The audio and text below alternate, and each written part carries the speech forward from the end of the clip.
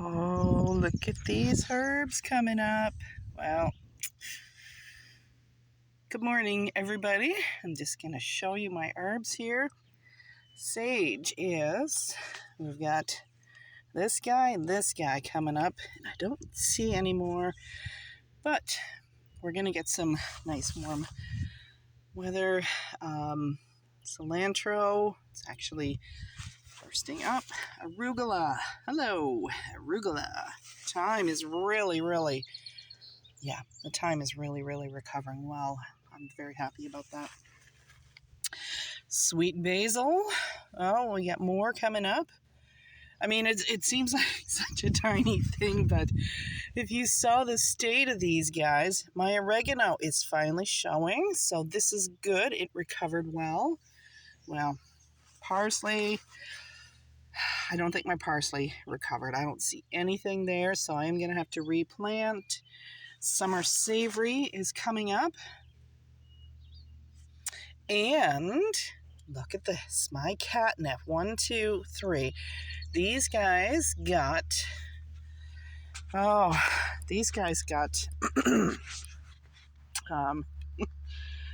they ended up getting dug up by whatever critter was on the front porch. I had them growing, just a second, that's pretty loud truck going by. I had them growing on the front porch where they were getting that beautiful morning sunlight, and I don't know, probably a squirrel or whatever came up and dug into it. You never know, I might find an oak tree growing in that pot. So these guys are still, oh no, look at that guy, he's really coming along. Yeah, so see how this is falling down? That's what's actually supposed to be happening. Yeah, perfect, just like I wanted it to happen. That's perfect. I suppose I got the sun right in the yeah. So yeah, so what I did with the bags was I just put a handful of sheep manure in there to give the roots a little helping hand there. They already had a little bit of compost in there, but compost is good. I will never say anything bad about compost, except it's not consistent. So when you're making your own compost, just make sure that you're constantly turning it, because you can end up with too high nitrates, too high potassium, too high phosphates, and it can end up burning your plants. So when you're rooting a plant, these I grew from seed, and so you do have to have higher nitrates than everything. So when you look at a bottle of fertilizer, and I'm not a fertilizer person aside from manure and compost. But when you go to a store and you look at that bottle of fertilizer and you see NPK and certain numbers, so N is the nitrates, P is the phosphates, and K is potassium. It's just the way it is. But the phosphates, the nitrates, if you keep your numbers really low, they're good to get your roots really started. As the plants grow, then you can increase the phosphates. So phosphates are what makes the plant nice and green and grows really strong. And the sheep manure is higher in phosphates than it is in potassium. So that's why these cucumbers are taking off now. So they've got their feet, I like to say. They got their feet, and now they're going to work on growing the vines. So N is your nitrates for your roots. P is your phosphates, and that will help with the greening and the vining and all that stuff. And then when they are ready to flower, then you can increase your N and nitrogen, nitrates. P is phosphates, K is potassium. So potassium is what helps the flowers grow. So when these guys start to flower, I'm going to want to increase my potassium a little bit more. Um, a lot of people will say, just go with a Miracle Grow. Sorry, I shouldn't say that. I'm going to try and dump that out. Go with something that is a 30-30-30. That's too much for brand new plants. That's way, way too much. Sure, your plants are going to grow huge and fantastic, but they're going to grow too fast, and you're not going to get the nutrients out of that plant that you're looking for because they're growing so fast. So start off small and increase as you go along. Think of a bodybuilder that is taking enhancement supplements. And when you look at that bodybuilder, all of a sudden has stretch marks. That's why, is because the bodybuilder grew too fast, and the body wasn't acclimated to that change. So you just got to make sure that you're. I'm going to show the potatoes. Just make sure that you start small and end up big. Potatoes. Oh my gosh. I mean, look at those guys. These guys were so crowded in those bags. So there's 3 of those bags that I had, and they're all doing amazing. I keep forgetting to bring out my twine so that I can tie up the peas. And let's see, what else can I show you? I didn't see my sunflowers coming up yet. They're the ones that Jed helped me. He helped me with those. Onions. Hello, onions. They are, I don't know how well you can see in the sunlight there. Onions are doing great. The birds have decided to leave them alone. There's might be a couple of onions that are just not happy. Tomatoes, still nice and green. But again, tomatoes do take a little while to get moving and grooving. I don't know. That was lame. Sorry. Oh, and we have 1 green bean. Look at that. 1 green bean. No yellow beans. And I'm thinking that whoever was in here messing around with the onions decided to eat the beans, because 1 bean.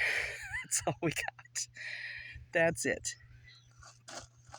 This one little pea is recovering. It's taking its time, but, you do you, buddy. And there's proof. Right there. These little birds were in here messing about. This guy here, he's recovering well. Oh, and look at these radishes. Oh, man. I'm not a huge radish fan, but I'm telling you, I get a thrill seeing them grow. I don't see any, or maybe I do. Some beets coming up here. Okay, got some beets coming. And a couple more tomatoes here. The chamomile, kind of a lost cause, but you know what? Oh, nope, I got 1. No, maybe not. My sandwich boosters swimming along just fine. That, again, was also a lame joke. I'm sorry. What else? Yeah, I don't see any carrots coming up. I don't know if I should peek. I was so sure that I saw some carrots coming up. Now, sometimes if the birds see you planting something, then they'll come in behind you and eat the seeds. So that's why it's always a good idea to cover up your plants or start them inside. I don't see any carrots. Oh dear. Oh, I think there's a carrot there that I just... Okay, yep, carrots are coming up. I don't see any dill either, but I'm not going to mess with that. We are going to get some rain, hopefully, this weekend, so these guys will get a nice drink. Anyway, these potatoes here, I have to separate them. They're the ones that, because it was so hot the other day, oh my gosh, it was just crazy hot. All I had time to do was the 3 bags, and I couldn't get this 4th bag done. It was just too hot. So I'm thinking what I'm going to do is I'm going to take them over to the other garden where Anita is. I have to deliver a lawnmower over to hers and stick these in the ground, leave them alone. I'll leave them alone, and Bob's your uncle. So, what else can I talk about? Energy is starting to level off.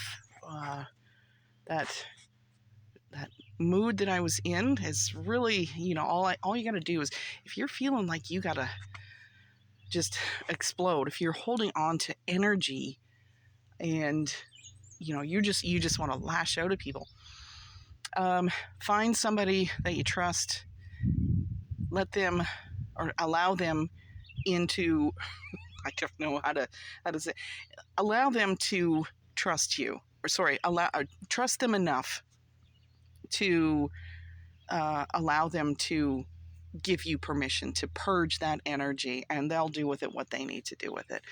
I'm not saying dump all your problems on one person, but it's really important that, especially if you've seen the Schumann resonance, and the Schumann resonance is actually, it's Mother Earth's heartbeat is what it is. And so when that Schumann resonance is beating too fast, I mean, we're going to all feel it. So if you've noticed, everybody is, even though it's beautiful weather, who doesn't love spring? Who doesn't love summer? But everybody is on edge. There's a lot of things going on in this world. So when you have a look at the Schumann resonance, and I posted the link in one of my last videos, so I'm going to post it again in this video. Have a look at that, and you'll see the difference. Oh, I thought somebody was here. You're going to see the difference. Mother Earth's heartbeat. So if Mother Earth is not happy, then you'll see it on the Schumann resonance. So, that's a good... I'm not sure if that's a crow or the ravens. The ravens were having quite a discussion across the road there earlier, and now they're there's one. Actually, there's one in the driveway, and there's one flying over. Yeah, there's a raven flying over. They were having quite a discussion across the road there. I'm not sure what they were talking about. Maybe their holidays, whatever. But then I noticed as soon as they were done with their conversation, they all had little jobs to do. So there's one century. My father taught me this. When you have a whole bunch of ravens and they're all out searching, you can hear them now. When they're out searching, you'll have one that is a century. And the century, oh my gosh, they're so big.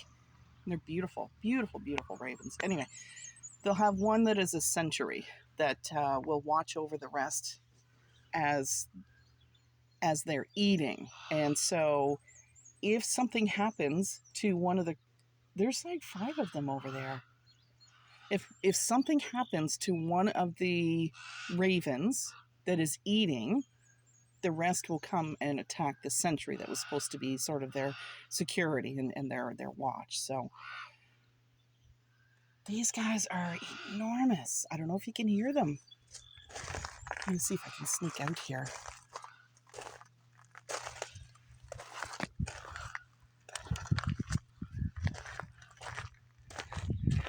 I don't know if you can see them. My goodness. Oops. That's sitting right there. And those trees are quite a distance away. That's a big, big raven. Anyway, I'm going to go and get these potatoes moved over and get the lawnmower moved over. And I'm going to enjoy the rest of my day, and I hope you do too. So, bye for now, and I'll talk to you later.